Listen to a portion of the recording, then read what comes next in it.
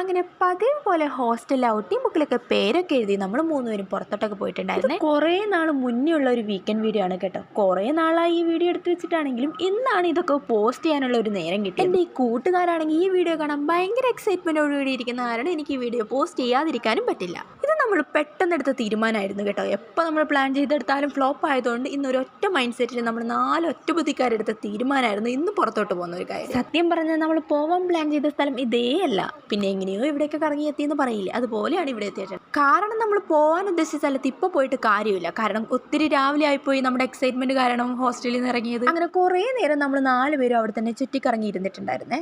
ഈ ഒരു വീഡിയോ ഒക്കെ കുറേ അധികം കോപ്രായങ്ങളൊക്കെ കാണും. പക്ഷെ നിങ്ങൾ ആരും അതൊന്നും മൈൻഡ് ചെയ്യേണ്ട. പിന്നെ ഇതൊക്കെയാണല്ലോ നമ്മുടെ ഒരു സന്തോഷം. KGയിലെ കുട്ടികളുടെ വെൽക്കം ഡാൻസ് ഒക്കെ ഓർമ്മയില്ലേ, സൺഫ്ലവർ ഒക്കെ വെച്ചിട്ട്.